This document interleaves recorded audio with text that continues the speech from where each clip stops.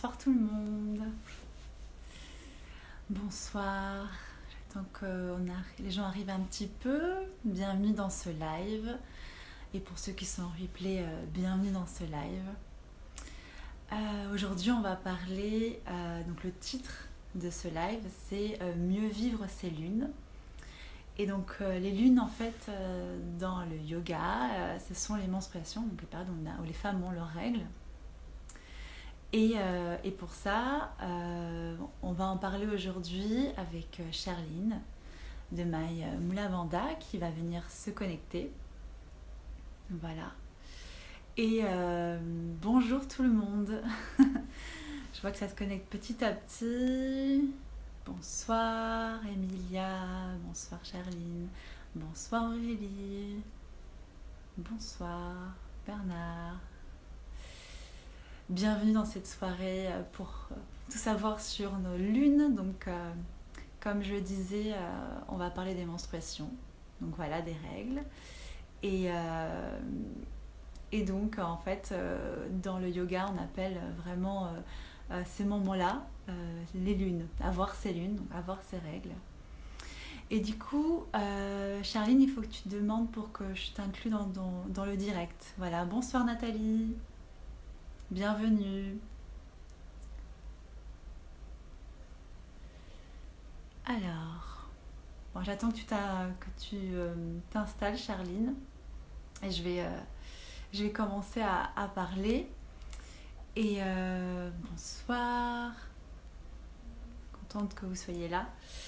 Donc, ce soir, on va parler en tant que professeur de yoga, en tant que kiné aussi pour Charline et experte du périnée, et aussi en tant que femme menstruée. Et moi déjà, pour parler de mon expérience, ça fait depuis que je suis réglée que je peux avoir des soucis de syndrome prémenstruel, de douleurs, etc. Alors, je vois pas comment on fait. Alors, excusez-moi.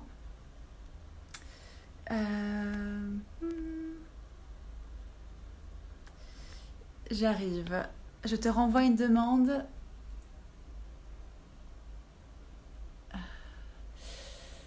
Alors, je pense que tu dois mettre l'application à jour. Voilà, peut-être que tu as reçu une demande. On me dit que tu dois mettre l'application à jour pour participer. Donc tu me dis de ton côté, je vais continuer à poursuivre le live. Et tu me dis ça. Voilà.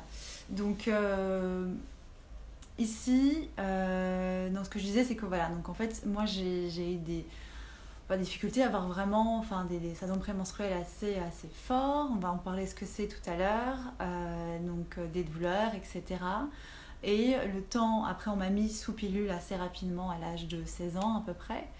Et à ce niveau-là, tout avait disparu car je n'avais plus des cycles, on va dire, entre guillemets, normaux. Donc, comment après par la suite j'ai fait, c'est que je me suis armée de patience. Et excusez-moi, Charline, il faut que tu remettes ton application à jour le temps que je parle. C'est ce que me dit mon téléphone pour que tu puisses te connecter. Voilà. Et donc, en fait, j'ai dû faire beaucoup de recherches parce qu'à cette époque-là, ne serait-ce que même il y a 10 ans, les gynécologues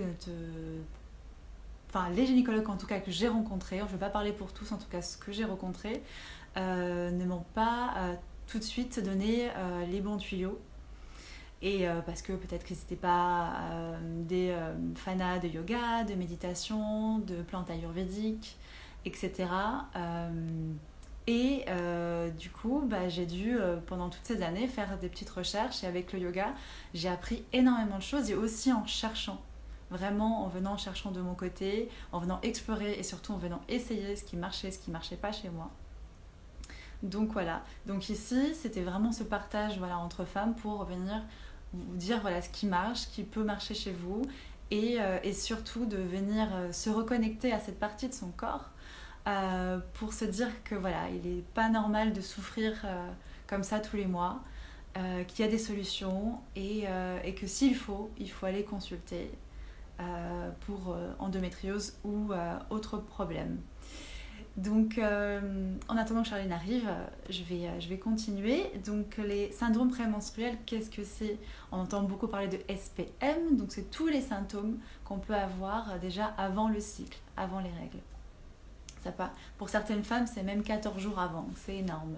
Et donc, c'est un florilège de symptômes qui peuvent, donc, au niveau physique, être de la sensibilité au niveau des seins, des problèmes intestinaux, des fringales, vraiment un appétit très modifié, de la fatigue, une grande fatigue, au niveau de la rétention d'eau, des ballonnements qu'on peut avoir, au niveau psychologique, émotionnel, de l'irritabilité, de la tristesse, de la colère. Vous avez sûrement eu à traverser des choses comme ça. Et surtout ici, il y a un espace commentaire, un chat. N'hésitez pas à donner vos commentaires et à participer. On veut vraiment que ce soit un échange ici ce soir.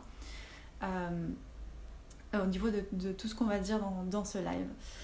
Donc, tous ces syndromes prémenstruels sont dus à un bouleversement de la chimie interne hormonale, notamment au niveau de la sérotonine également, qui va venir être complètement chamboulée. Et dans toute cette petite chimie interne hormonale, elle peut être régulée. On va le voir tout à l'heure par l'alimentation, déjà en amont, en prévention, par l'activité physique, notamment si on parle du yoga, parce que le yoga a un impact direct sur le système nerveux. Hop, super, Charline arrive. Système nerveux, donc système sympathique, parasympathique. Excusez-moi, j'attends juste que Charline se connecte. Voilà, bonsoir Charline. C'est bon, on y est. Est-ce que tu m'entends bien? Je t'entends très bien. Je Oh, c'est t'entends très génial. bien. Ravie que tu sois là. Je me suis dit, j'ai pas envie de tout le faire le live toute seule, c'était pas le but. Mais j'ai commencé et du coup, Oui, on fait une petite pause sur les syndromes prémenstruels. Je te laisse te présenter. Voilà. ok, ça marche. Sinon, tu peux continuer, t'inquiète. C'était juste que j'étais un peu sur le côté technique, mais il y a Non, du bon mais sens. vas-y, présente-toi comme ça. Après, on reviendra sur les Ok. syndromes prémenstruels. J'avais entendu que tu m'avais un peu présenté, mais tu t'es présenté de ton côté? Non, je le ferai après toi. Ok, ça marche. J'étais en mode show must go on, on y va. Tu vois. Je comprends. Et, merci d'avoir géré pendant ce temps-là. Donc, moi, du coup, je suis Charline. Donc, avec ma petite page Maïmou Lavanda. Donc, ça, c'est le côté qui est plus relié au yoga, la spiritualité et la façon de s'ouvrir en général. Mais je suis très basée sur le périnée, vous aurez bien compris. Et je suis professeure de yoga prénatal et postnatal et Ashtanga. Et sinon, dans un autre temps, je suis kiné spécialisée en rééducation périnale. Voilà. Tout ça. Et Et la vie. méthode de Gasquet. Oui, méthode de Gasquet. Bon, elle fait un peu partie du plan périnéal à fond. Donc voilà, forcément, Parce que je crois pas que mal de conversations. c'est elle qui a formé beaucoup de sages-femmes à Paris et en France. Enfin, elle a vraiment révolutionné aussi l'accouchement. Donc, en fait, ça va être lié. Hein, Tout à euh, fait.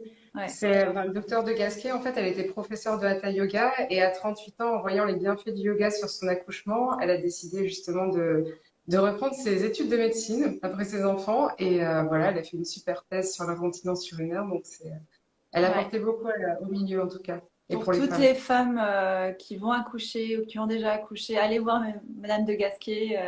C'est un puits de science et de méthode, on va dire. Et en yoga, elle est Oui, très importante. et une femme très humaine aussi. Oui, ouais, complètement. Et du coup, pour ma part, je suis professeure de yoga, yoga thérapeute en dernière année de formation avec Lionel Coudron, qu'on entend beaucoup chez France Inter et compagnie quand on parle de yoga thérapeutique. Professeur de méditation, de hatha flow, de yin yoga. Et je vais entamer un mémoire de recherche en yoga thérapie sur les syndromes prémenstruels et tous les symptômes qu'on peut avoir pendant les règles. Voilà, donc là j'entame ce live avec Charline pour en parler de ça. Donc les SPM, donc on était sur tous les symptomologies, sur que ça peut aller jusqu'à voilà, 14 jours avant les règles, donc c'est énorme, et que ça s'arrête au déclenchement des règles à peu près. Et toutes les femmes n'en souffrent pas de la même façon, ça va dépendre du dérèglement hormonal. Et Mhm. avant qu'on parle d'alimentation, parce que je trouve que l'alimentation, elle a un gros avantage là-dessus pour notamment l'alimentation anti-inflammatoire, tu vas nous en parler tout à l'heure. Je voulais parler des mal de ventre. Donc les mal de ventre, des maux de ventre, donc pas, alors pas vraiment, on parle de maux de ventre intestinal, même si c'est un rapport, mais les maux de ventre qu'on rencontre pendant les règles, qui sont des contractions. Et pour info, parce que je trouve ça assez intéressant de le savoir, et je trouve que pour ma part, plus je connais et mieux je gère mes problèmes. Tout ça, c'est dû en fait à un acide gras qui s'appelle la prostaglandine, en fait, qui est la même, on va dire le même procédé pour venir faire contraction quand on va avoir un enfant. Donc ça, c'est ça qui va venir vous faire des crampes. On appelle ça des crampes menstruelles, mais c'est des petites contractions en fait, pour venir dégager l'endomètre. Voilà, C'est globalement. exactement ça. C'est Et, exactement ça. et en fait, ça, des femmes, il y a des femmes en fait, ils ont vu il y a eu des, comment dire, des études scientifiques qui ont vu que chez des femmes, il y avait beaucoup de douleurs pendant les menstruations, et c'est qu'elles en produisaient énormément. Et en fait, cet acide gras va venir se diffuser dans le sang et aussi dans les organes autour. Et c'est pour ça aussi qu'on a des dérèglements intestinaux, des diarrhées. Pour le côté sympathique, qu'on va beaucoup plus aux toilettes, c'est aussi à cause de ça. Après, c'est vraiment une substance qui peut être bénéfique. On va même la synthétiser pour les gens qui vont venir préparer des accouchements et les déclencher, pour les IVG. Enfin voilà, elle peut avoir des bons atouts même au niveau du sang parce qu'elle sert à beaucoup d'autres choses. Mais là, c'est un dérèglement en fait qui se passe et c'est pour ça qu'on va avoir des grosses douleurs qui ne se calment pas juste avec du spasfon, comme on a pu dire. Mais voilà, c'est plus, ça a plus le côté anti-inflammatoire, mais on verra ça après. Et la question que je veux te poser, toi, Charline, c'est à quel moment est-ce qu'il faut s'inquiéter d'une endométriose quand on a trop de symptômes et trop de douleurs? Ok, c'est une bonne question. Parce que le syndrome prémenstruel, en fait, il y en a qui sont des endométrioses et ça regroupe tellement de symptômes, comme tu pouvais le dire, c'est hyper intéressant. Ça va regrouper des symptômes autant au niveau du système enfin, vraiment émotionnel, psychique, qu'au niveau physique, comme tu viens de bien le décrire, de cette contraction douloureuse du myomètre pour justement le muscle utérin pour justement évacuer l'endomètre, donc les règles hein, qui apparaissent. Dans la deuxième phase du cycle, hein, de l'ovulation, comme tu disais, jusqu'aux règles, tout simplement, où on peut avoir ce syndrome prémenstruel aussi qui va aller pendant les premiers jours de règles aussi également. Par rapport au syndrome prémenstruel, euh, ce qu'il faut mettre vraiment en avant, ça va être vraiment si les douleurs, déjà pour l'endométriose, les symptômes qu'il va falloir mettre en avant, donc c'est déjà la douleur. La douleur, mais qui est généralement, c'est pas une petite douleur, c'est pas quelque chose, ça va être quelque chose de vraiment très imposant pour celles qui souffrent d'endométriose. Donc la douleur est vraiment le symptôme numéro un qu'on va pouvoir retrouver dans l'endométriose, mais pas que. Hein, enfin, vraiment, les symptômes vont varier d'une femme à une autre. En fait, c'est si vous voulez, on a un reflux qui va toujours au niveau des trompes et au niveau du système intestinal pour 90% des femmes. Mais dans 10% des cas de ces femmes qui ont le reflux, il va y avoir des cellules dans l'endomètre, du coup, qui sont sujettes à un système hormonal qui vont aller, en fait, à des endroits où elles ne devraient pas aller, en fait, tout Ouais, simplement. ok. Donc, comme elles sont sujettes à ce cycle aussi hormonal, ben, à chaque cycle, ben, forcément, ça va encore se redécupler, en fait, comme une inflammation. C'est comme une croûte en fait, qui n'arrête pas de saigner. Donc, on peut bien imaginer que plus ça se diffuse aussi à différents endroits et plus ça va venir aussi être douloureux. Donc, c'est forcément, c'est des femmes, on va les reconnaître aussi au lycée, ça va être ses copines qui vont aussi avoir tellement mal au ventre, qui vont devoir passer la nuit à l'infirmerie complètement couchées. Enfin, c'est vraiment des douleurs intenses. Une fatigue intense aussi peut intervenir. Bon, ça, on va aussi le retrouver dans le syndrome prémenstruel. C'est pour ça qu'on est des fois un peu dans le flou. Les constipations et diarrhées, tu en parlais Mm. justement avant. Les douleurs dans la sexualité. Donc ça, c'est vraiment quelque chose qui revient très souvent, notamment en fait dans la sexualité, dans les pénétrations au niveau de la fin du vagin. En fait, c'est vraiment des douleurs de fond. Et ça dépend des femmes. Il y en a qui vont en avoir à l'entrée. Ça dépend où sont les lésions en fait finalement. Donc des douleurs en général dans sa sexualité. Et il va y avoir aussi un climat d'infection urinaire aussi un petit peu. Donc, sans explication, donc vraiment des irritations, des brûlures, mais il n'y aura pas forcément de bactéries à décéder. Donc, voilà, c'est aussi se reconnaître dans tous ces symptômes, C'est se dire difficile, à mon avis, à diagnostiquer, en fait. C'est parce que ça... complètement tellement difficile. Et c'est vrai qu'on en parle à son médecin traitant, on en parle autour de nous. Et des fois, ça met généralement des années, enfin, pour vraiment diagnostiquer une endométriose. Donc, si quelque chose nous parle dans ces symptômes, si on comprend en fait comment ben, ça se met en place, on peut en fait, moi j'aime beaucoup l'association Endo France parce qu'en fait elle regroupe beaucoup de thérapeutes et au niveau médical aussi, beaucoup de soignants qui sont vraiment formés à l'endométriose et depuis peu au programme de médecine vraiment enfin moi j'ai été formée du tout, il y a un centre européen à Bordeaux qui a été ouvert il y a 3 ans si je ne dis pas de bêtises et qui regroupe justement pour faire des dépistages les plus complets et, euh, et c'est important en fait d'avoir justement une bonne lecture des échographies, des IRM pelviennes et aussi de la prise en charge de la patiente au niveau global. Et donc Endo-France, c'est une bonne piste en tout cas pour réorienter après, enfin moi de mon sens, même s'il y a plein d'associations diverses, Ouais, c'est ok. vraiment celle qui est comme référencée par le ministère de la Santé aussi également. Donc en Voilà. gros, vraiment, c'est la douleur, quoi. C'est quand c'est trop important, que ça passe pas avec des antidouleurs, c'est l'autre. Je retiens ça, que c'est vraiment le signe principal, la douleur pendant les menstruations et aussi associé à des douleurs pendant les rapports qui peuvent nous mettre la puce à l'oreille. Hmm. Même des douleurs lombaires, ça, il y a beaucoup d'écrits des douleurs lombaires associées. Donc voilà, c'est tout cet ensemble qui fait que on peut aussi être amené à faire ce dépistage un jour. Puis ça concerne, il me semble, une femme sur 8. On disait une femme sur 10 il y a quelques années, mais on s'est rendu compte que ben voilà, il y en a beaucoup plus ce qu'on Ouais. pense. Et puis il y avait beaucoup de femmes aussi qui, à mon avis, étaient sous pilule et qui ont commencé à arrêter Tout cette. à fait, parce que le traitement, alors en fait, il y a cette grande dissonance aussi, hein, on va en parler par rapport à l'alimentation et la Mm. régulation du cycle hormonal. Il y a vachement ok, on met sous pilule, et en pilule en continu, comme ça, on n'a pas les règles, donc le cycle qui se fait de façon naturelle, et donc du coup, on n'a pas ce problème du coup d'inflammation constante. Mais en même temps, bah, quand on est en âge de procréer, sachant que c'est la deuxième cause d'infertilité en France chez la femme, Mm. et ben on se retrouve dans le dilemme de ouais, je dois arrêter la pilule, du coup je suis plus du tout en écoute avec ce cycle, et puis hop, je dois. C'est très compliqué du coup cette gestion encore de nos jours, même si franchement il y a plein de moyens, et puis on le verra aussi pour le syndrome prémenstruel de prise en charge, et on passera par l'alimentation, mais aussi le physique, le spirituel, et on en parlera de ça. Ben, en plus, tu vois, je trouve que le fait de prendre la pilule, c'est comme pour les syndromes prémenstruels et les problèmes pendant les règles, c'est que ça n'est pas soigné, c'est juste enlever le problème.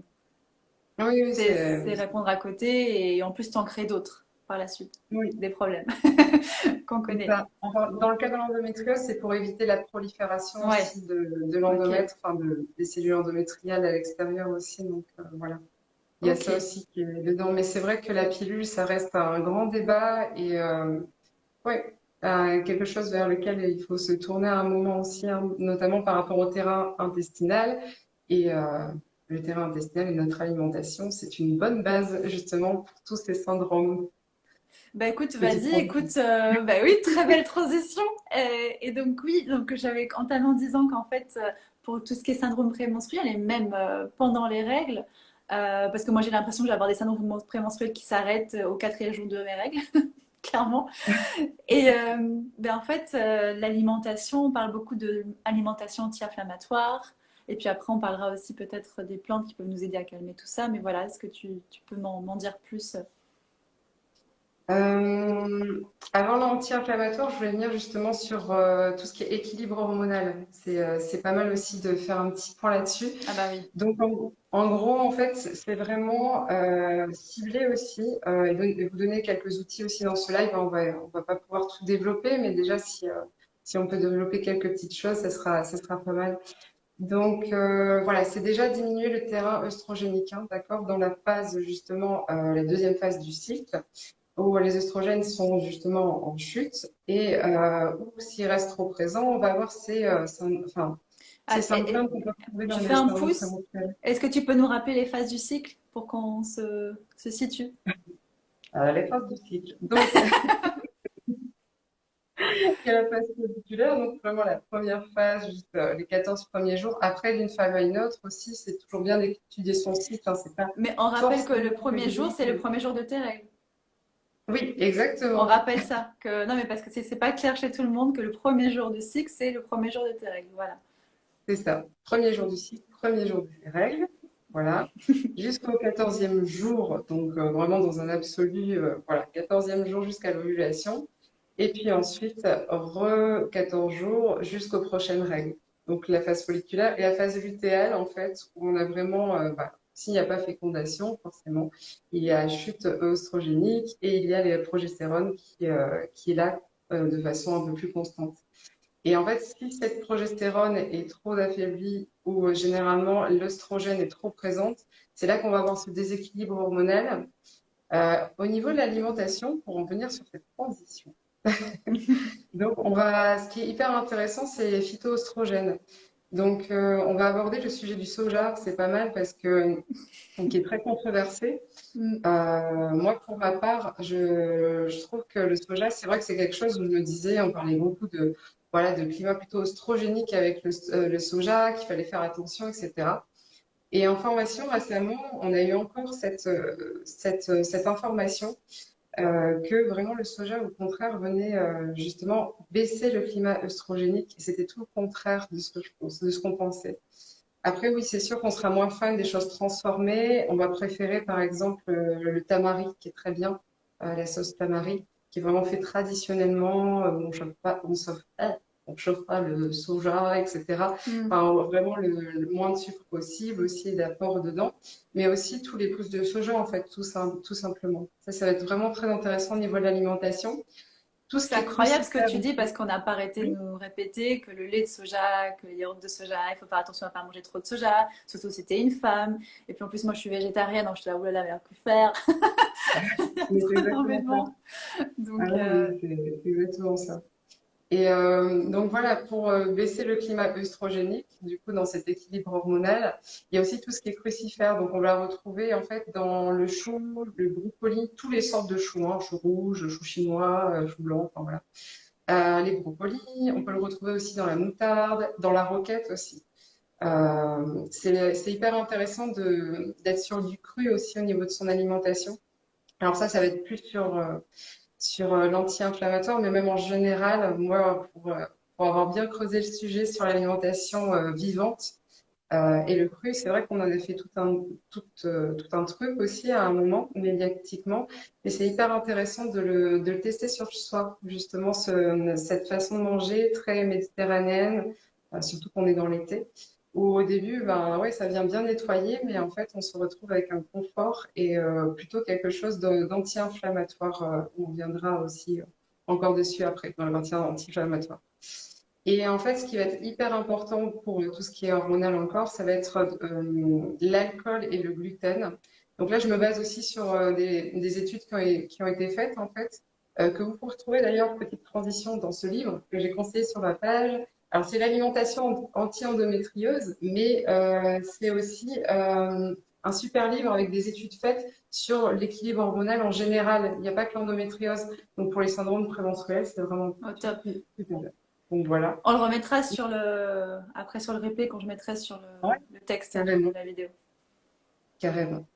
Et donc forcément, là je pense que tu vas me rejoindre là-dessus, ça va être l'alcool et le gluten. En fait, ça va vraiment être aussi dans le terrain anti-inflammatoire, mais aussi ça va être, enfin l'alcool et le gluten, ça va vraiment augmenter le climat œstrogénique également. Donc ça va jouer sur le système hormonal. Donc très intéressant. Le On reviendra tabac, sur je les... crois aussi. Pardon? Le tabac, je crois aussi.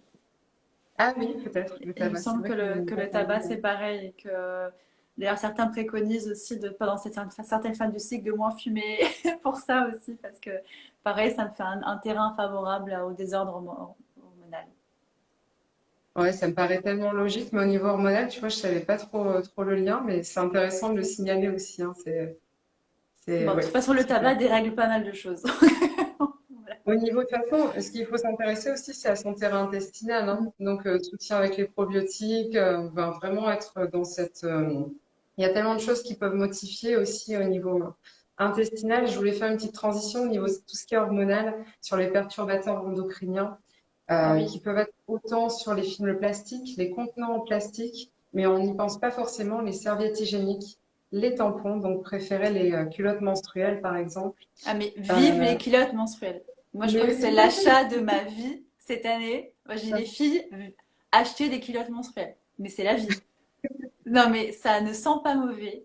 On est au sec. On arrête de se mettre des choses chimiques, chlorées ou je sais pas quoi.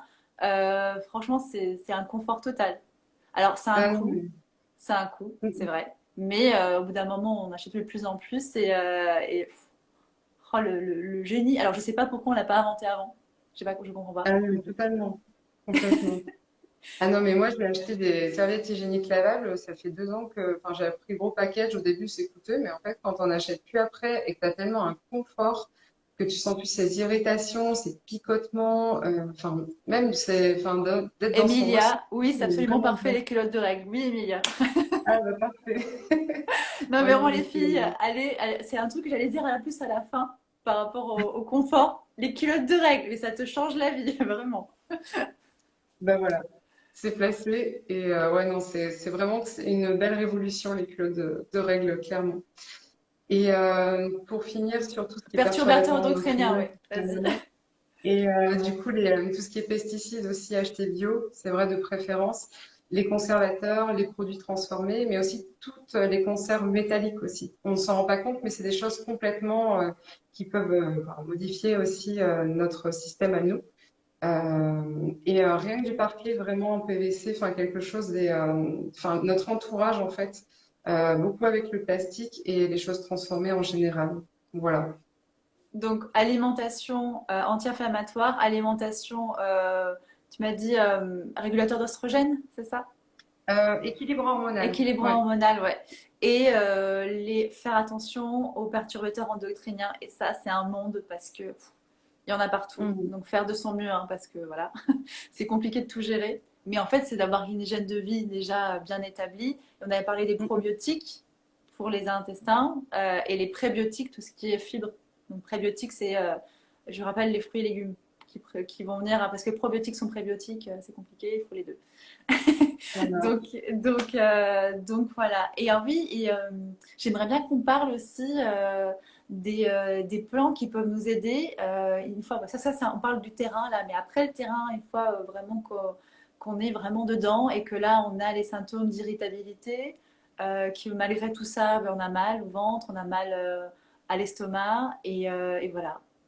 Est-ce que tu as des plantes auxquelles tu veux parler? Par rapport aux douleurs d'estomac, Pas forcément. Ce qui peut nous aider par rapport à ce syndrome prémenstruel, des petites plantes ou phytothérapie. alors, on a vu justement tout le dérèglement aussi hormonal par rapport au plan, par rapport à tout ce qui est hormonal là maintenant. Mais tout ce qui est en fait au niveau des plantes, et moi j'aime beaucoup la millefeuille et le gâtillier en fait. Ça va être vraiment quelque chose qui va réguler l'apport de progestérone dans le cycle, donc dans la phase Prenez justement des notes, les filles. Voilà. Après, Prenez des on notes. pourra très bien les remettre après s'il y Ouais. a des questions. Vous n'hésitez pas Ah après bah oui, posez des à les questions, remettre. franchement, si vous avez loupé une partie, y a pas de souci. Ouais, parce que ça fait beaucoup d'infos aussi. On essaie de donner le maximum, mais en même temps sans rentrer trop dans les détails.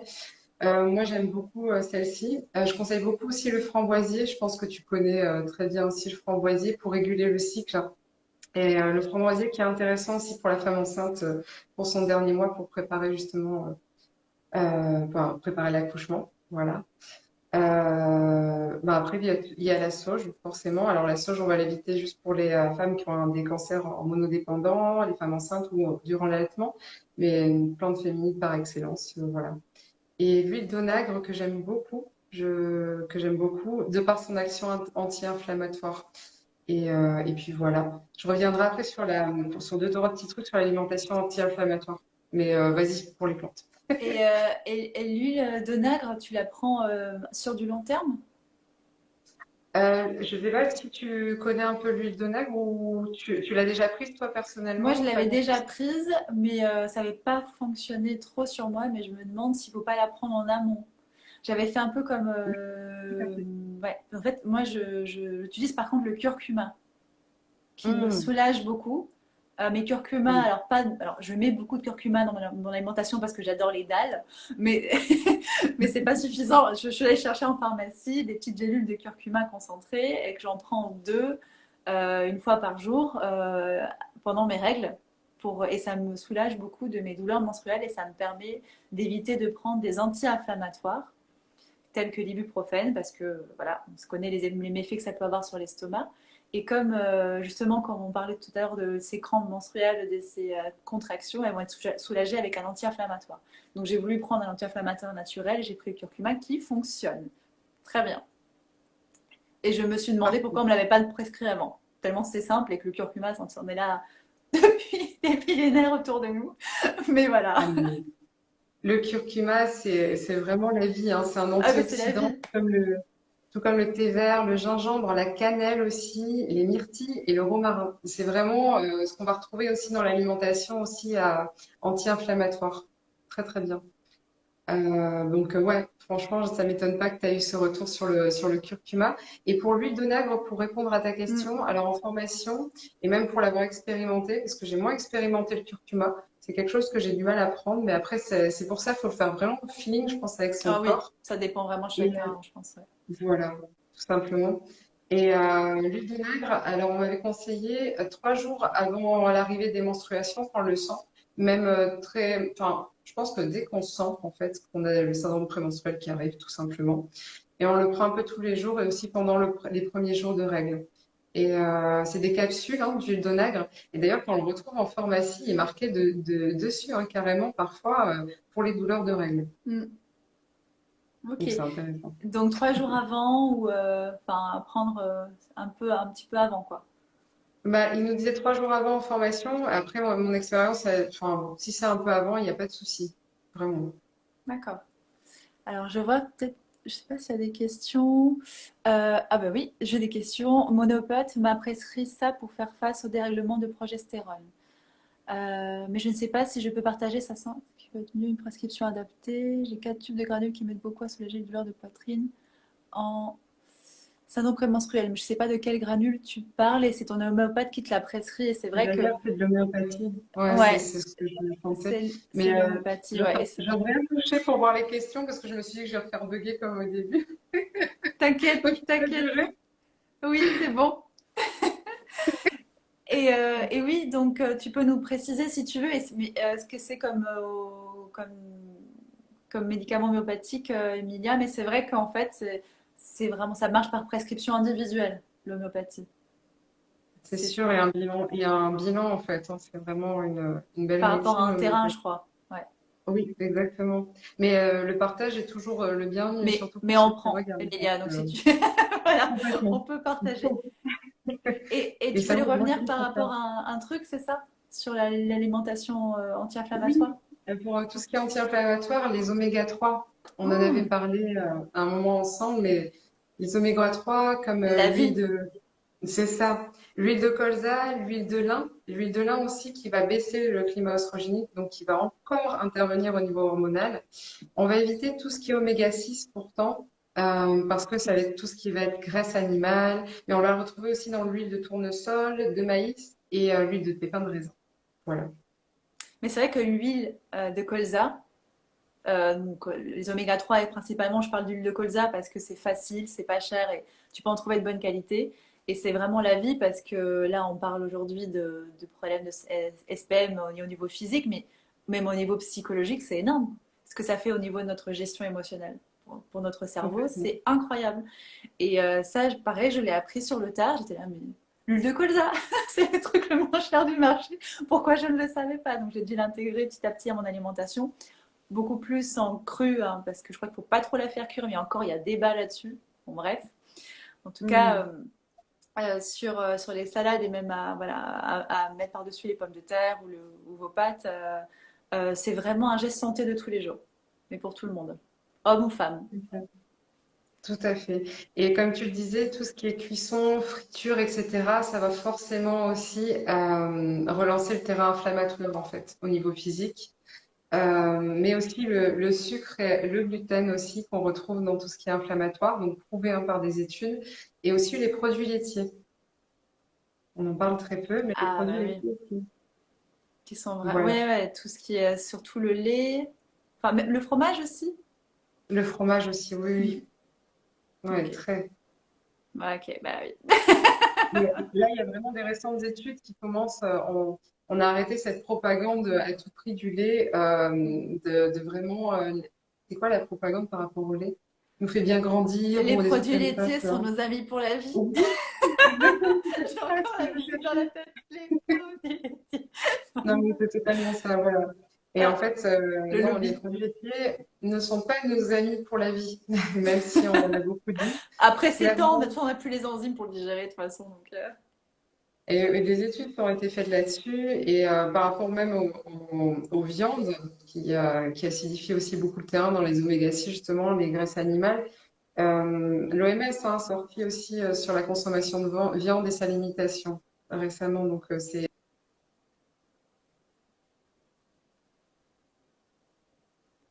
C'est pas grave. T'es Ok. revenu, t'es là. Non, mais j'étais là en mode, waouh, voilà, nouvelle mise à jour, C'est c'est parce que tu parlais de viande et on avait le lobby de la viande sur c'est Instagram. ça. Il y a quelqu'un qui m'a écouté et qui a fait non, mais celle-là, on va la Non, elle mettre tout de commence à suite. parler de viande, c'est pas bien. Oui, donc réduire notre alimentation carnée. Voilà, c'est ça. C'est ça. Ok, alors il y a Emilia qui nous donne des précisions quant à dans le cani. Ah non, en fait c'est un peu complexe. L'acanicum 9CH, phytolacca et alors moi je connais rien en Pareil. voilà et luthéinium 15 CH 10 jours avant la fin du cycle. Donc vraiment c'était quelque chose d'assez complexe qu'on t'a prescrit. Et donc voilà, pour ceux qui passent par là et qui s'y connaissent en homéopathie, et allez consulter un médecin homéopathe parce que c'est souvent par rapport à un terrain particulier. Donc Mhm. lutéum, lacanicum et phytolacca, les candras. Et on a prescrit ça. Est-ce que ça a marché? Ouais, ok, c'était pour les douleurs de poitrine et les SPM. Ok, merci Emilia. Et est-ce que j'avais une autre question? Ah ouais, et folliculium au septième jour. Donc c'est vraiment le truc complet quand tu as prescrit pour, euh, Mhm. pour tout le cycle. Mais, Très bien. mais merci de ce partage parce que je travaille avec un médecin homéopathe qui est formidable. Et en fait, l'homéopathie est remboursée. Et je trouve que c'est une très belle médecine et qu'on a mis un peu sur le côté du charlatanisme. Et ça doit parler, en Ah fait, oui. de tout, en fait. Et il faut aller vers ce qui nous apporte, ce qui nous parle. Et franchement, c'est une belle médecine de terrain. On parle de terrain vraiment, mais même par rapport à tous ces syndromes prémenstruels, l'alimentation, mais aussi refaire le terrain. Moi, j'ai beaucoup utilisé les purges avec Irène Grosjean. J'ai beaucoup utilisé justement, on avait parlé des probiotiques et des prébiotiques. Mais sincèrement, je peux vous assurer les filles que j'avais des douleurs de règles pas cool. J'étais couchée, j'étais tout le temps fatiguée. Et maintenant, je suis surprise quand elles arrivent. Donc ça, c'est vraiment merveilleux quand on se tourne vraiment par. Bon, il y a eu le yoga, il y a plein de choses, mais justement, on en parler. Mais en fait, c'est Votre ça. avis, C'est qu'en fait, faut avoir un point de vue vraiment holistique avec soi. De toute façon, le corps, l'alimentation, c'est quand même une des bases, donc on en parle beaucoup parce que c'est ultra important, parce que on se rend compte que c'est ce qu'on met à l'intérieur de son corps. Donc, et tous les jours et constamment. Donc, c'est assez essentiel. Et d'ailleurs, par rapport à ça, n'hésitez pas à aller voir un naturopathe. Par Ah rapport oui, à ça, pour voir complètement.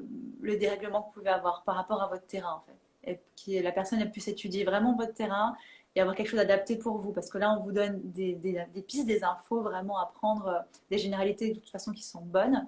Mais n'hésitez pas à aller voir un naturopathe parce qu'il y a forcément un dérèglement quelque part, en fait et qu'elle Hmm. elle va revoir de A à Z votre terrain, là où on pouvait prendre plus ça, moins ça, et étudier avec vous votre corps, comment il réagit. Naturopathe.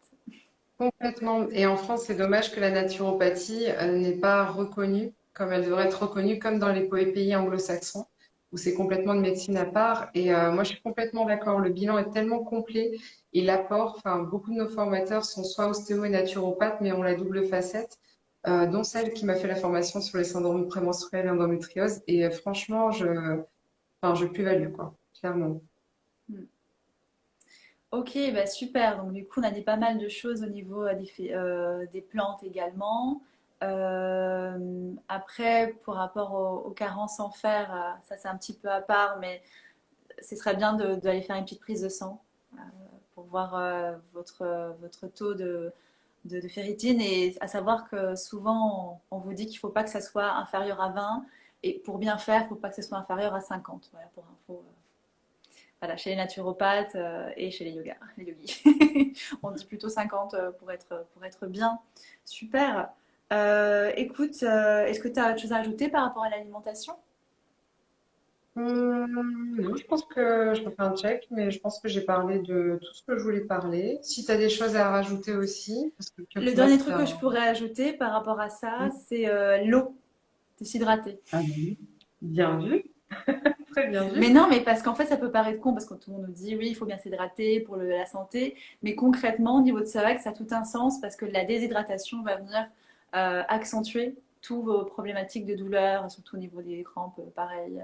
Donc là, on est souvent déshydraté en plus à ce moment-là. Donc hydratez-vous plus que d'habitude. Vraiment. Tout à fait. Ah non, C'est mais très d'ailleurs bon le mot. sujet. Très bon sujet. Et puis l'eau en général, l'eau de notre robinet, bah, elle est chlorée aussi. Il y a beaucoup de choses dedans, des petits antibiotiques, pas mal de choses en fait, pour qu'elle soit potable, hein. Pas comme dans d'autres pays où justement on Mm. peut pas l'avoir parce qu'on n'a pas mis tout ça. Mais moi j'aime beaucoup. Alors, je sais que c'est des bouteilles, il y a du plastique, etc. Alors soit on utilise justement, enfin, des filtres qui filtrent vraiment bien, donc bien aller chercher, pas le filtre à charbon, mais vraiment un filtre qui va venir justement écarter tout. Soit comme eau que j'aime beaucoup, il y a la Morocco, la Moncale, la Rosée de la Reine aussi, qui est très très bien. La cristalline n'est pas si mal, mais en tout cas, on évite les parts. En tout cas, au niveau minéralisation, c'est ce qu'on a vu aussi en formation. Pourquoi est-ce Contrairement à qu'on ce qu'on évite pourrait les dire. parts? Ah, c'est une bonne question. Je me souviens plus exactement pourquoi, mais il y a un gros truc par rapport au magnésium, et en fait, c'est du chlorure de magnésium et pas du magnésium. Mhm. Donc voilà, donc faut vraiment faire la différence entre la pub qui est derrière et ce qui Ouais, s'y passe. Et la plupart du temps, c'est complètement. Enfin, moi j'ai quand même beaucoup de femmes qui me disent, oh, on m'a dit de boire les parts, mais en fait, enfin voilà, il n'y a pas d'études qui ça ont été crée faites un sur les gros parts. désordre intestinal en fait. Parce que la chlorure de Mm. magnésium, c'est un truc qui va te faire aller aux toilettes pour la plupart des gens. Et surtout qu'à ce moment-là, tu n'en as pas vraiment besoin et tu peux avoir des fuites de minéraux en plus. Si tu... Mm. Ouais, et ouais, le magnésium, oui, ce qui est différent de comme tu dis, de l'épar, ouais. Et qui qui a va d'ailleurs être un un goût très un peu bon complément. particulier. Ah, le magnésium peut être un très bon complément alimentaire, compliment aussi, mais complément alimentaire pendant le cycle. Oui, et franchement, le magnésium à faire vraiment en amont pour l'équilibre émotionnel, hein. Oui. D'ailleurs, il est conseillé, il est même prescrit et remboursé pour les femmes en conception en Allemagne. Et donc, c'est vraiment pour dire à quel point il intervient sur notre cycle, en fait, tout simplement. Complètement. Ok, très bien. Écoute, est-ce qu'on peut faire quelques... Enfin, on va montrer quelques petits asanas. On a parlé de Oui, l'alimentation. Ah, on parlera après du côté psychologique, spirituel. Mais on peut parler aussi, parce que là, on a vu voilà, de bien s'hydrater, de bien manger en amont et pendant, de prendre quelques plantes qui peuvent venir nous soulager. Donc de bien s'hydrater aussi. Et de faire de l'activité physique modérée. Alors, on est deux yoginis, et je précise quelque chose, modéré.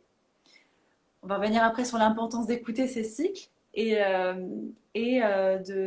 par exemple, tout ce qui est pratique très yang, très, sauf si vous le sentez, mais moi je préconise pas les 2 premiers jours des cycles ou même un petit peu avant, des pratiques très yang qui vont être beaucoup dans l'effort. Euh, Chez moi, ça va venir accentuer tous les SPM et surtout mm, les crampes menstruelles, les contractions. Ça va vraiment les accentuer, notamment les salutations au soleil. Moi, c'est des choses que j'amenuise ou je laisse un peu de côté les 2 premiers jours parce que ça ne me convient pas du tout. Et quand j'étais en formation au Népal, les premières choses que notre maître nous a dit, notre prof, s'appelle un gourou là-bas, on va dire notre prof, celui qui nous a formé, un Népalais, nous a dit voilà, mm, alors ils ont leur pudeur, donc ils n'expliquent pas pourquoi, mais ils ont dit voilà, pour les femmes, les 2 premiers jours, vous faites soit pas de yoga, soit des trucs très doux. Alors, moi je dirais pas de yoga, mais pas de yoga comme on l'entend, c'est-à-dire salutation au soleil et des postures tenues pendant 10 respirations avec beaucoup d'efforts musculaires, parce que c'est pas le moment en fait. C'est le moment où on est très fatigué pour la plupart, on est fatigué, et sauf si on a un regain d'énergie à ce moment-là et qu'on le sent le faire, ok. Mais si vous vous sentez fatigué, vous ne forcez pas à faire une pratique physique très intense. Mais pourtant, il faut bouger et il faut marcher et il faut venir faire bouger un petit peu le corps. Donc c'est vraiment de trouver cet équilibre-là. Hmm. Oui, il nous disait aussi que la concentration pendant les règles était complètement tout autre en Inde aussi, les gourous, comme tu dis. Mais c'est exactement le terme de toute façon indien pour dire l'enseignant, le transmetteur. Et en fait, enfin, c'est super aussi de transmettre enfin, dans une pratique yogi ce cycle de la femme qu'on retrouve aussi comme dans les salutations, mais aussi dans cette écoute de soi et sentir justement ces temps de repos qu'on doit mettre ou cette pratique qu'on doit adapter en fonction de notre ressenti tout simplement. Et s'écouter, c'est important. On est dans une société où c'est très yang en fait, hein. On demande aux femmes d'être dans un mouvement en fait perpétuel, de tenir le coup, voilà, d'être toujours dans cette action et pas du tout dans ce repos et de se poser. Et en fait, de par notre cycle, on a besoin de ces temps de repos. Il faudrait, dans l'idéal, même adapter sa vie avec son cycle, en fait, hein. Par exemple, Complètement. tu le vois quand on donne des cours et qu'on est enfin, en plein dans ses menstruations juste avant, enfin, on le sent complètement que si on fait une pratique plus longue, voilà, on prend sur soi aussi pour pouvoir transmettre, mais je pense que c'est bien aussi de pouvoir le dire verbalement, soit aux élèves, soit aux autres, à ceux qui nous entourent aussi, que ça soit pas tabou et que ça soit pas, ah ouais, mince, qu'est-ce qu'elle a? Ben non, justement. Bah, j'ai dû t'en parler, c'est que moi j'ai modifié ma façon d'enseigner dans ces moments-là. C'est qu'au début, Ok. ah mais je ne t'ai pas parlé, c'est drôle Non, tu déjà. m'en as pas parlé. Non, non, Mais en mais fait, ça j'ai va m'inspirer. modifié Vas-y. ça parce qu'en fait, c'est bien que t'en parles parce que les premiers temps, alors même si on est dans le yoga et que c'est vrai qu'on est beaucoup à l'écoute de soi, on est quand même empris dans des trucs sociaux de il faut travailler, donc il faut trouver, être productif, toujours pareil. On a tous Mhm. été éduqués comme ça et quelque part ça reste. Et même en tant que professeur de yoga, quelque part je m'imposais tellement de choses derrière. Et en Mhm. fait, à un moment, je me suis dit où j'avais des cours de prévus qui étaient plutôt yang, et à des moments où ça ne me correspondait pas, et je me retrouvais le soir avec des contractions de malade, parce qu'en fait, j'avais prévu que mon cours allait être ça, 2 semaines à l'avance, et que j'avais pas fait ça en fonction de mes cycles, parce que dans ma tête, c'est professionnel d'être comme ça, et on ne change pas, etc. Voilà. Et au bout d'un moment, je me suis dit, mais Vanessa, t'enseignes l'écoute de soi, pourquoi pour ce pôle-là, tu ne le fais pas pour toi? Donc j'ai commencé maintenant pendant toutes les nouvelles lunes, parce qu'il faut savoir que j'ai mes règles aux nouvelles lunes, à faire des pratiques de salutation à la lune. On parlera Mhm. après, mais salutation à la lune, c'est une salutation comme le soleil, mais qui est axée sur l'énergie féminine, avec beaucoup d'ouverture de hanches, beaucoup plus douce, et qui me font un bien fou, en fait, au niveau mental et au niveau physique. D'ailleurs, vous pouvez noter, salutation à la lune, les filles, c'est la vie, pendant que vous avez vos règles. Et du coup, j'enseigne ça tous mes premiers, deuxième jours de règles. Donc, je me suis adaptée à ça parce que je dis, je ne veux plus passer des soirées en boule sur mon lit parce que j'ai trop mal et que j'ai pas fait, alors que je le savais, j'ai pas fait, je me suis pas respectée. Et c'est vraiment un des premières choses, c'est savoir se respecter et respecter son corps et respecter son cycle. De la même façon, si vous avez 42 fièvres, vous n'allez peut-être pas aller bosser, ben là, vous n'êtes pas malade, mais vous avez des symptômes en vous et vous avez votre corps qui est en train de faire quelque chose de très important. Et il faut venir le respecter. Et moi, j'ai jamais, je crois, autant mieux vécu mes règles que pendant les confinements. Parce que je Mhm. pouvais gérer complètement. Et je me suis Mhm. autorisée à gérer complètement. C'est parce que je me suis autorisée. Parce qu'en fait, en vrai, tu peux toujours le faire, mais tu t'autorises pas suffisamment à dire aux gens, à faire ça ou à décommander des choses, tu vois, tout simplement. Parce que tu n'as pas la bonne énergie. Et bien là, j'avais complètement adapté mon emploi du temps. Et quand j'avais besoin de faire une sieste, je faisais une sieste. Quand j'avais besoin de, voilà, de prendre du recul par rapport à certaines choses, ben, je le faisais. Et donc, je me suis, pareil, encore une autre épiphanie, je me suis dit, mais en fait, une partie de ton problème, c'était toi-même. Parce que tu t'autorisais pas cette pleine écoute parce que la vie, on a été éduqué d'une façon où on doit être des robots. Voilà, et de fonctionner toujours de la même façon alors qu'on est complètement cyclique. C'est comme si on ne savait pas comment fonctionner en fait. Hmm. C'est sûr. Et enfin, on est cyclique par notre cycle, mais par les saisons, par l'année, par tellement de choses qui nous entourent. Et si on s'en rend compte, enfin, on voit tellement l'éclosion au printemps, l'hiver avec l'introspection, tous ces cycles en fait qui viennent se mettre. Et bravo parce que du coup, ça partage enrichissant aussi sur l'adaptation, ok, de la pratique yoga, mais aussi ben, de notre vie aussi, Mm. tout simplement, de la façon dont on a de travailler notre quotidien, en informer ses proches, pas être justement dans ce truc de bon, elle a ses règles, c'est bon, quoi. Et d'être vraiment Ouais. dans voilà, c'est ok, c'est cyclique et ça fait partie de nous et voilà, ça c'est Mais important. je pense que c'est primordial, hein, et je pense qu'il y a un moment, il y a une époque, on faisait tout pour le cacher. Ben Pourvu c'est que ça. personne ne constate que j'ai mes règles. C'est Non, ça.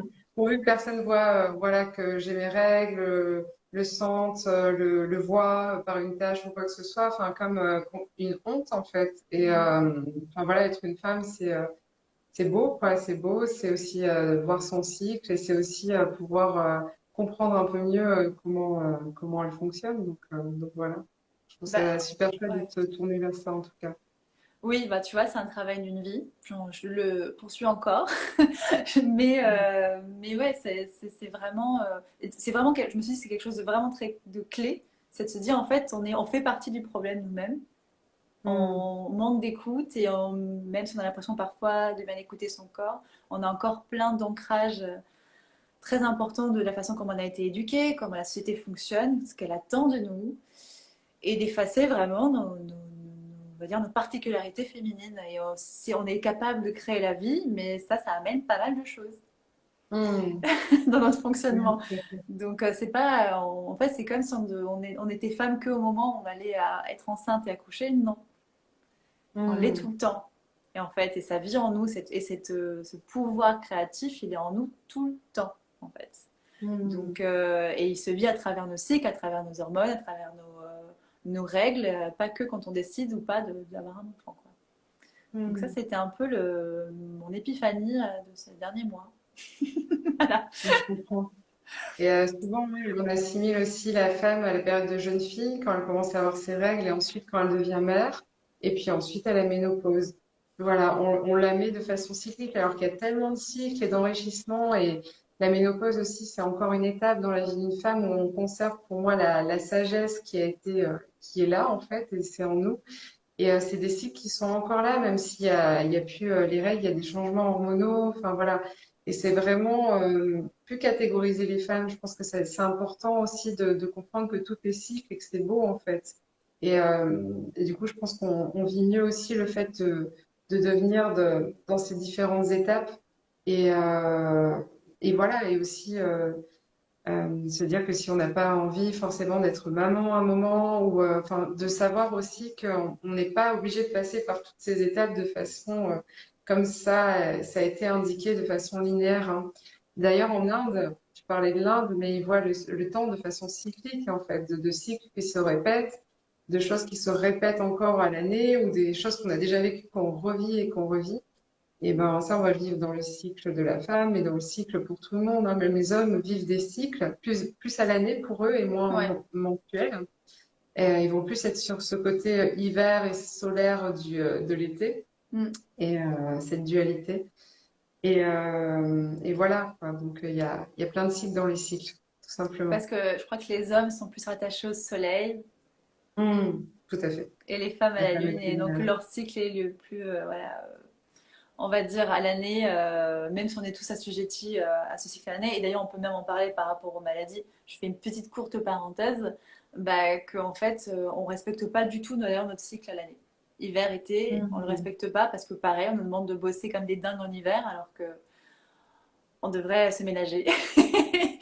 C'est pour ça qu'on tombe énormément malade, c'est parce qu'on se ménage pas du tout. Donc c'est vraiment des moments où on devrait se ménager qui va être pareil. Donc, toujours dans ce truc-là de revenir à un respect, à l'écoute de soi, mais vraiment profonde.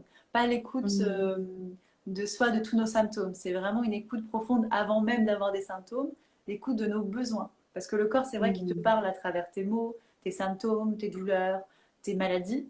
Mais revenir avant tout ça, avant qu'il ait besoin de te donner une maladie, avoir vraiment développé, exercé cette écoute, de dire ah mais là en fait mon corps il est en train de me dire ça, il a besoin de ça, et ben je vais aller vers ça. Mhm. Et qu'importe qu'on te dit autour et toutes les injonctions quoi. Voilà, donc respect de nos cycles. Ok. Donc on va commencer on va montrer peut-être deux trois asanas ici après Ok. revenir à la psychologie. Je vais enlever ça pour pouvoir entendre. Est-ce que tu m'entends? Est-ce qu'on m'entend? Vas-y, on parle? Est-ce que tu m'entends? Ouais, c'est Ok, bon, super. super. Donc, moi, c'est une posture que je préconise. Alors, au-delà des salutations à la lune, et vraiment aller rechercher, parce que on va pas le faire ce soir, mais vraiment les mouvements de la salutation à la lune. Donc, vraiment aller chercher ça parce que c'est juste trop bien quand on a ces règles un petit peu avant pour les problèmes au Mhm. niveau des douleurs, au niveau du ventre. Alors, pas forcément intestinal, mais plus au niveau des contractions, au niveau de l'utérus, et aussi de tous les problèmes d'anxiété, de stress, de colère, de tristesse au niveau émotionnel.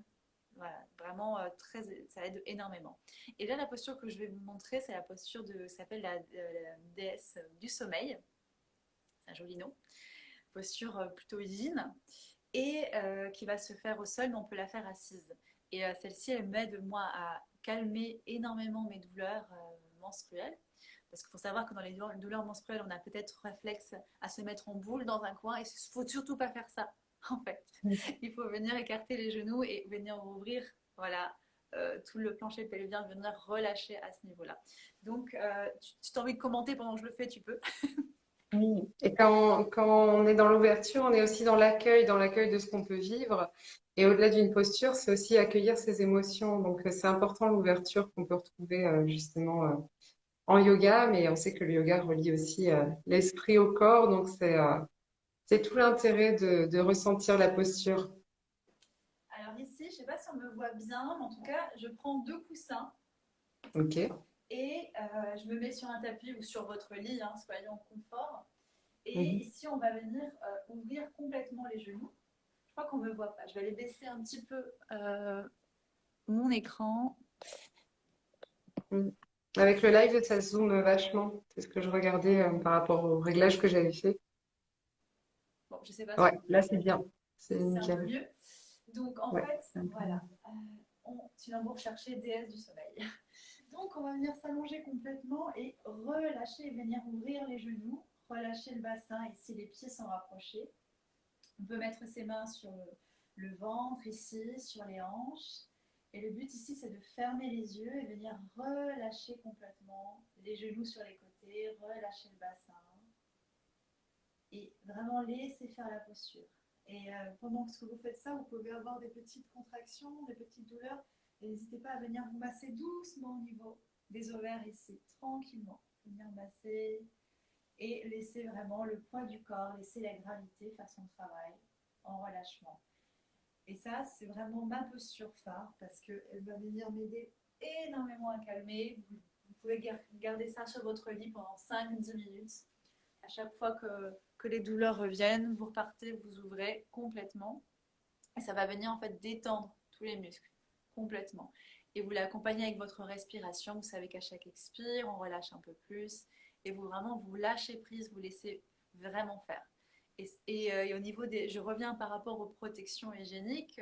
À ce moment-là, quand on ne le vit pas de la même façon qu'on ait un tampon sur soi ou qu'on ait une culotte menstruelle. Et c'est beaucoup plus agréable quand on a une culotte menstruelle parce qu'on n'a vraiment rien qui va venir obstruer. On est vraiment dans le lâcher prise, l'acceptation en fait de ce sang qui va venir couler et que c'est ok.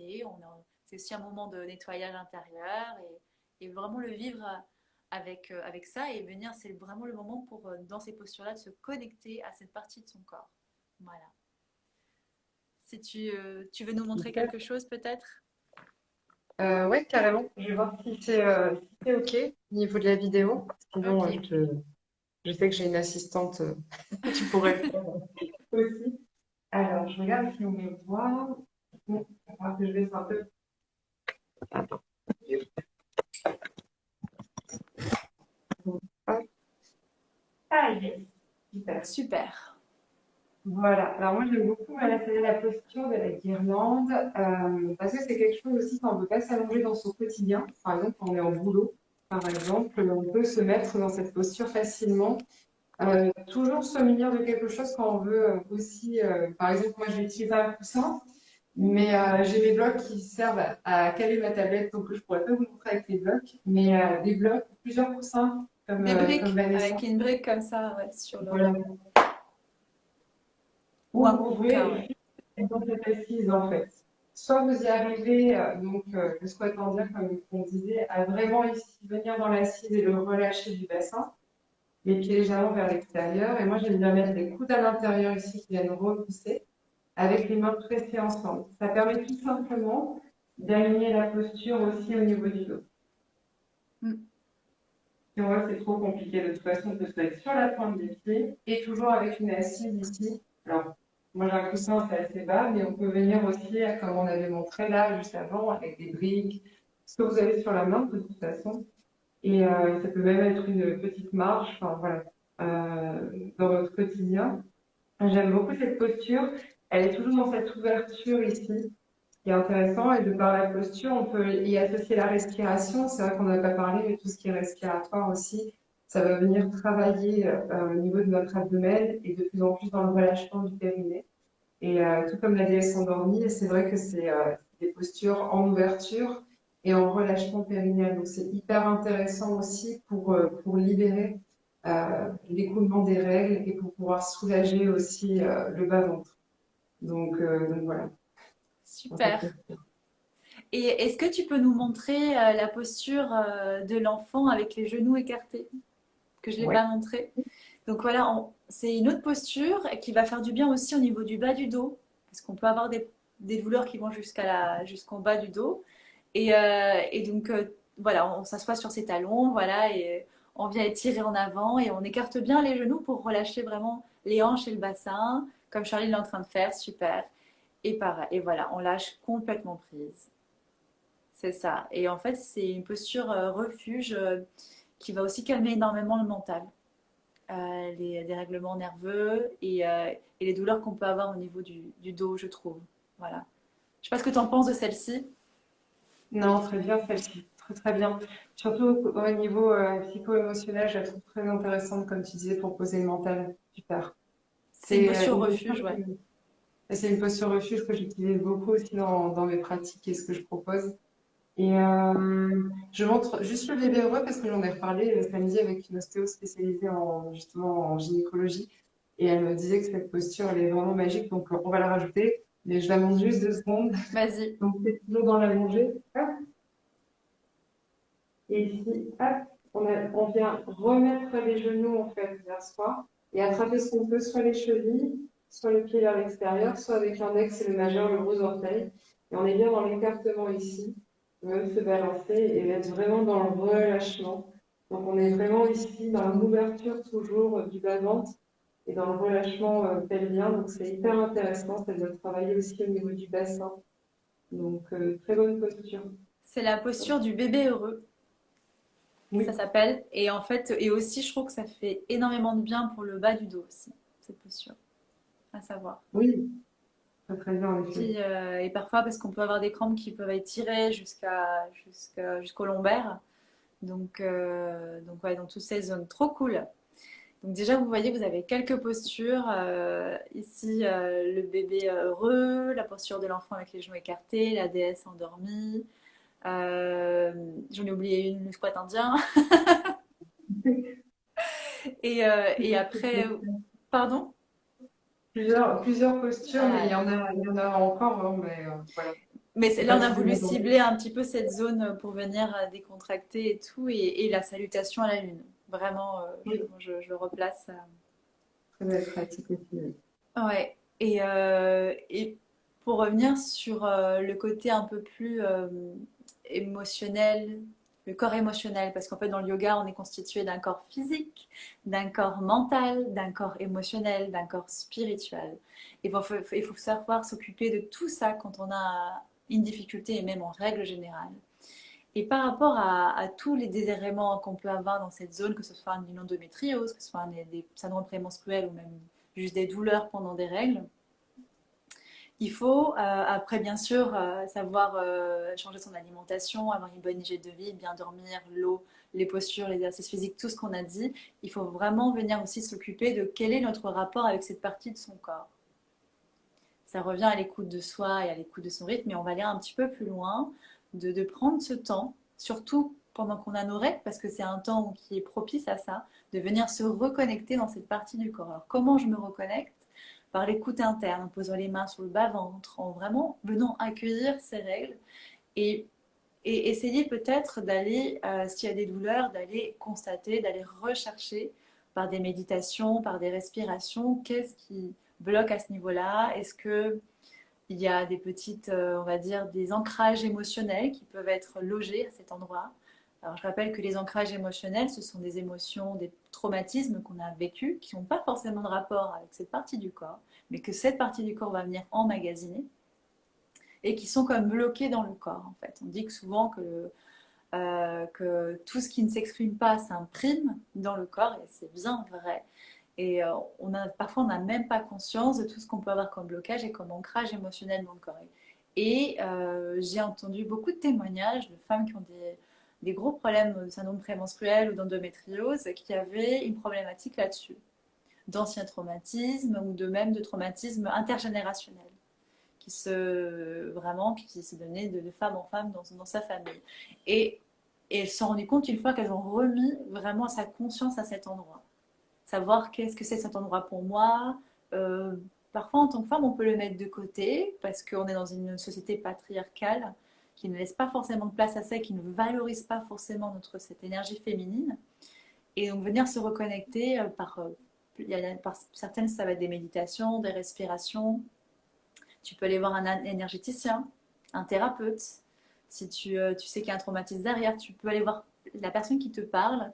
Tu peux même aussi travailler sur le chakra sacré, qui est le chakra qui va être désigné à cet endroit, et aussi le chakra racine, mais surtout le chakra sacré. Tu peux aller chercher sur Internet et voir comment tu peux l'équilibrer, l'activer, venir faire des recherches à ce niveau-là, parce que tu peux venir contrebalancer beaucoup de désagréments en t'occupant de ce prisme-là aussi, du côté psychologique, du côté peut-être traumatique ou de blocage et du côté spirituel. Vraiment, c'est une piste que je t'encourage à poursuivre.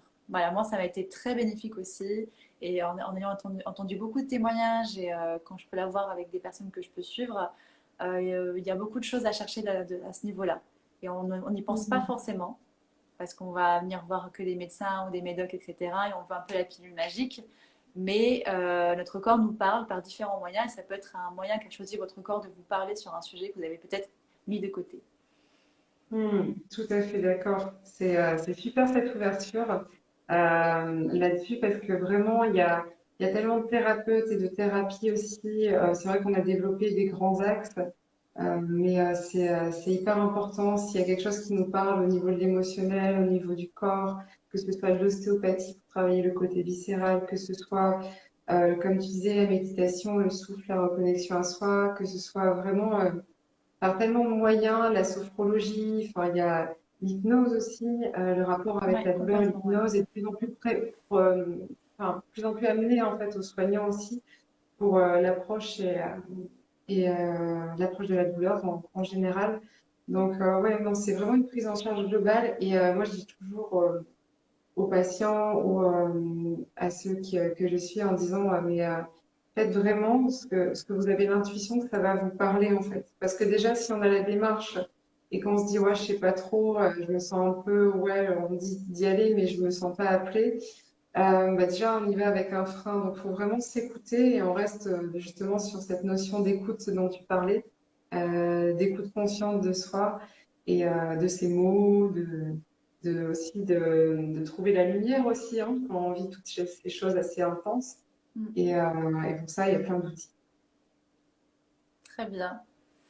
Bon, on en a vu pas mal ce soir, je pense.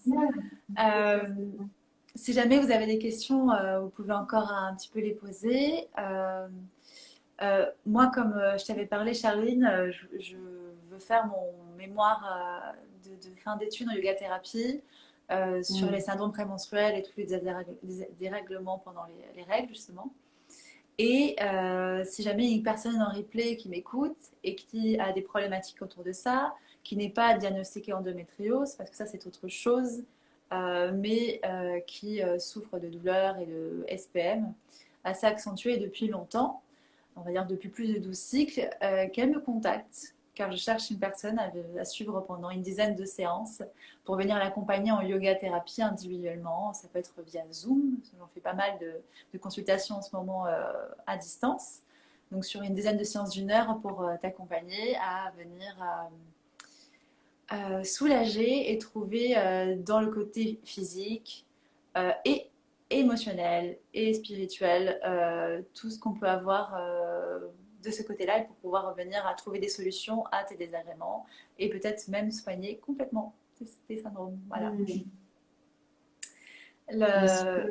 donc voilà, donc l'annonce est faite. Donc si jamais tu m'entends, que tu te reconnais, écris-moi par message. Voilà.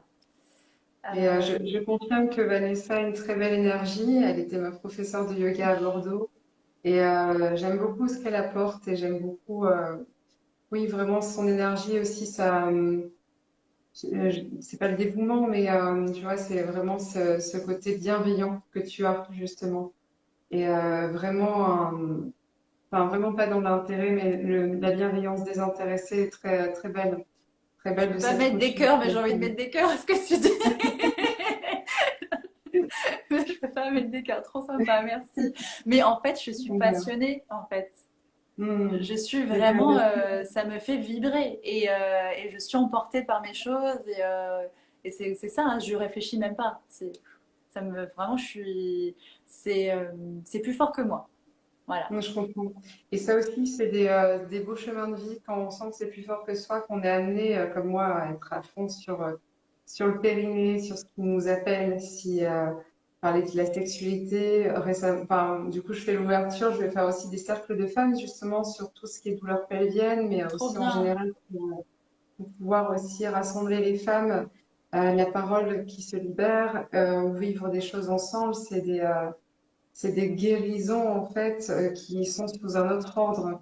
Quand tu parlais de corps physique, psychique, émotionnel, spirituel, ça c'est vraiment ça qu'on vient rechercher sous tous les plans en fait. Il n'y a pas que le côté physique et ça c'est hyper important le physique est important, la partie corporelle, mais c'est un tout. Voilà. C'est un tout. Et oui, faites des cercles de femmes.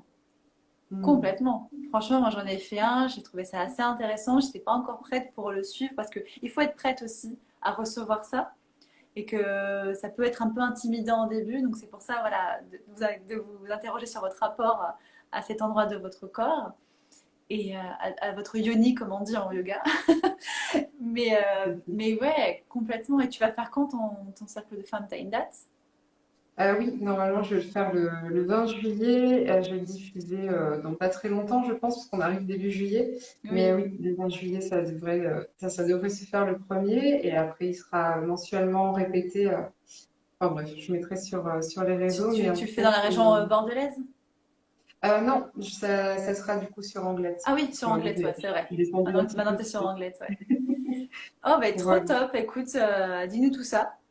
Comme Hum, ça, carrément, franchement, les filles, je n'hésitez vous pas. invite au moins une fois participer à un cercle de femmes. On peut apprendre énormément de choses et puis c'est un partage trop bien, en fait.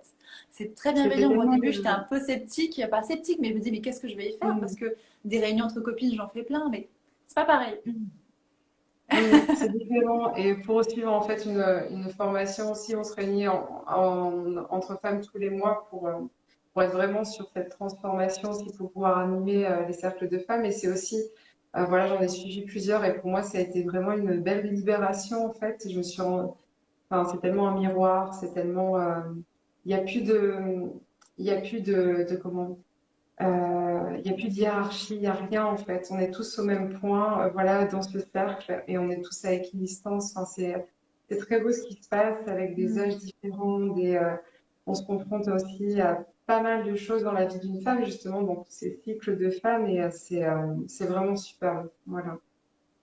Et merci Gwena. Et oui, elle dit aussi, c'est génial les cercles de femmes. Mm.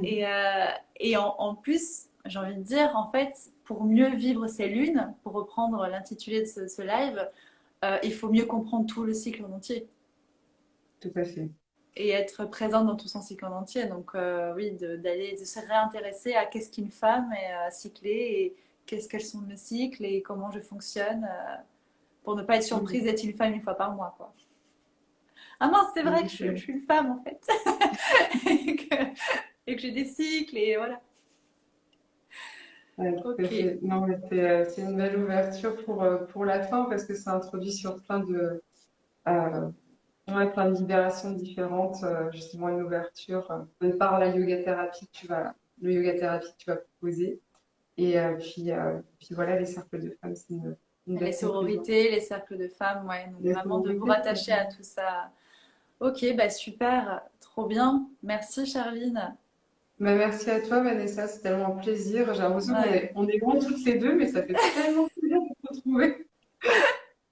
Franchement, c'est trop Ouais, chouette. franchement, Merci à toi d'avoir proposé ce live. Maintenant, je saurais qu'il faut mettre son application Instagram à jour. oui, Donc, apparemment, je sais pas. c'est bien, ça m'a permis. Et en fait, je me disais, non, pose les choses. Vanessa, je sais elle va gérer pendant le temps que tu es en train de faire ton appli et tout Je suis ça. boss gone. Finalement, mais c'est super. Non, t'inquiète pas, ça c'est de façon très fluide et tout. C'était trop un plaisir d'échanger avec toi.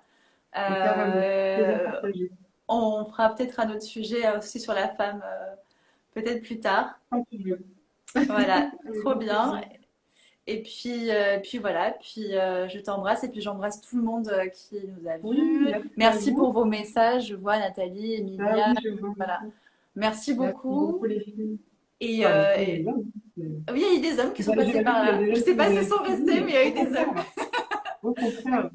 Il y a eu des hommes qui sont passés par là, donc je sais pas si, bah, Ah, parce qu'il faut, c'est bien, il faut s'intéresser à comment on fonctionne. C'est la moitié de la et population du oui. monde.